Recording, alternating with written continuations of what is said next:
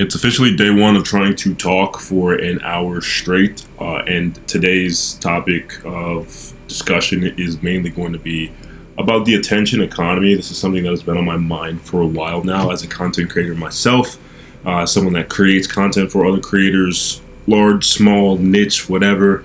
There's some realizations that I'm starting to have, not only about the economy, but AI as well. And when you look at the attention economy, everyone is a part of it. It is so integral to the way we operate in our society today, whether it's getting a job, running a business, dating, relationships. And there are even studies that have come out and shown that social media warps our perception of reality.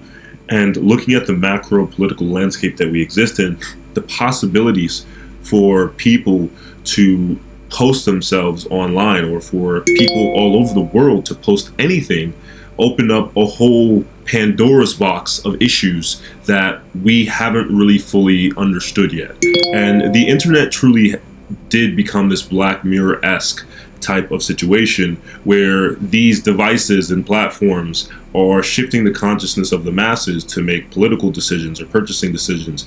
And people will say that this has been around since the dawn of human civilization, but a counter argument to that is that this is the first time in human history where human consciousness and your attention has been, commoditized. And this is what we mean by the attention economy. Your literal attention, your life force energy, the thing that is most important and integral to your existence and experiencing this world, is up for sale for the highest bidder. Literally, as someone that runs Facebook ads, there's literally, you can control how much money you want to spend in order to get in front of people's eyeballs. Now, this has always been the case, but now we're seeing the fact that social media is shifting people's perception of self to increase things like social media psychosis in general, body dysmorphia, narcissism.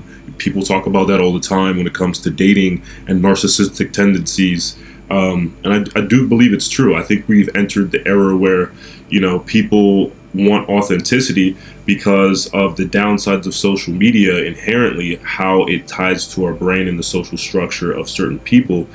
They have a tendency to want to chase clout or to seek attention. So they do all of this crazy shit. And it's very, very common, even without social media.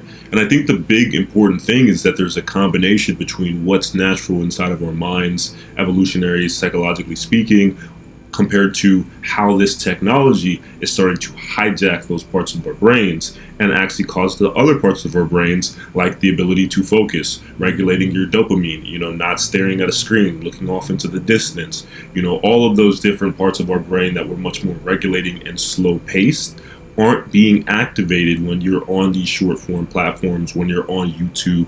It's simply just trying to stimulate your attention and get you to buy and, stay on the platform as long as possible. But usually when you read a book and all of these different things that are much more physical and in person, that's not really the goal. And this is why I also believe in one theory, that we are going to witness the collapse of AI into in-person events.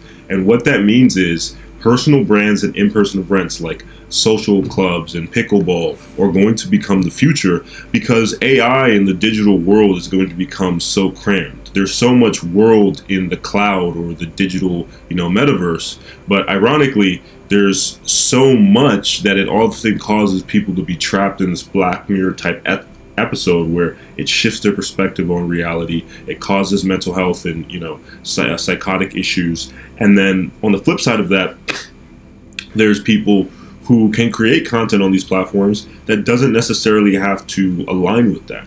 And I think it's really not only on the behalf of the user, but also the platform, to make sure that they aren't promoting shit like fucking, toxic clickbait. And, the platform has gotten more sophisticated as time has gone on. But, this is something I talked about on one of my other TikTok videos, where it's like social media psychosis is so real with streamers. Like, people are now getting shot because they're doing crazy shit, trying to get clickbait. You got Chud the Builder and all of these people trying to do the craziest shit in the world just to get a reaction on camera, so then they can make you feel like, you're triggered, and then they just basically get clips off you. It's literally like clip farming off of random people, and I don't think people realize how dystopian that is. Like, that is literally a Black Mirror episode, that we have people walking around with cameras like a surveillance state, harassing people to get clips so that way they can get money and gain followers online. And I'm like, if someone wrote a story about this but just simply changed up the dynamics and the setting, you'd be like, oh, that's a Black Mirror episode, or that's some dystopian shit. where people are getting shot because they're trying to rage bait random people. And it is true that social media is like an echo chamber and it warps our perception of reality. And this is why it's really important what you pay attention to, because social media is the real matrix. Most people don't talk about this, right? Social media is the thing that will trap you into the matrix of looking at people as numbers, dehumanizing people, only caring about materialistic things, looking at your perception and being narcissistic 24/7. Right? And this is why these studies have come out to show that it does kind of amplify pre-existing, psychotic or, mental health issues. So there's certain people you might see who are really good at social media, and you might already know, like, this person's kind of just like money, like not money hungry, but like insecure, so they need attention. Right? There's some people I went to high school with where it's very obvious that you're good at social media because you need connection, you need that dopamine. You need that fucking dopamine hit. But then there's also some people who are good at social media that are a little bit more autistic and behind the scenes. I think there's many different personalities of creators.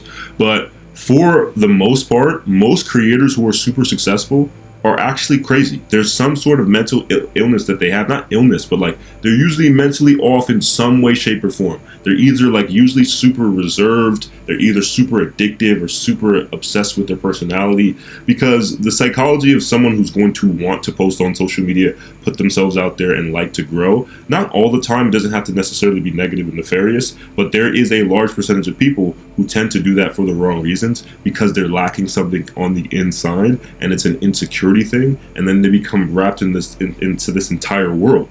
And you got to think about the millions of young women that compare themselves to basically fictitious examples of beauty, like these beauty standards that don't exist.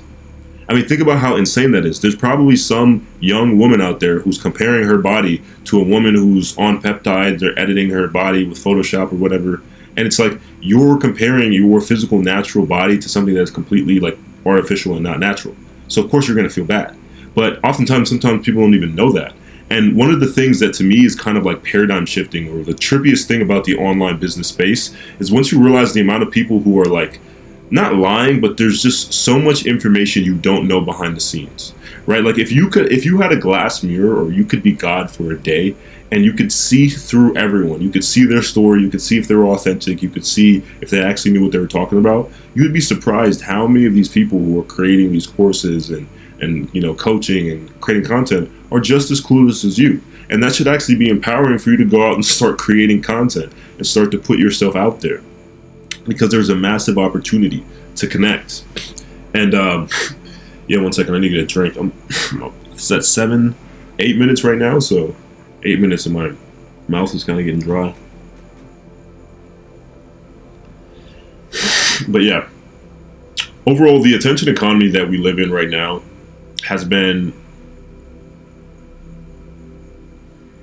I don't even know. I feel like the attention economy that we exist in right now is going to force people, from an optimistic perspective, back together, right? I'm not a doomsdayer. I'm not someone who's going to say hey, the whole world's going to end and social media should die. I think the future of social media is going to be much more in person. Events and streaming and live selling are all going to be interconnected, and it's going to be this flywheel of people and companies that invest in these in-person events that become content to become this literal loop of content, right? Like the World Cup and all of these different things that streamers are starting to go to. I think there's going to be a connection between Hollywood, streamers, celebrities, and entertainment. Streaming kind of really popped off 10, 15 years ago, and now it's going to start to become much more commercialized of industry, like industry plants. So you're going to start to see industry plants pop up in the streaming industry, because you're going to start to see big boy money enter the industry very soon, because the CPMs are drastically lower than traditional advertising sources. And I believe that this is going to cause people to invest into in-person events, live selling. This is either TikTok shop, affiliates, or even just running webinars or in-person events that you then customize as a webinar.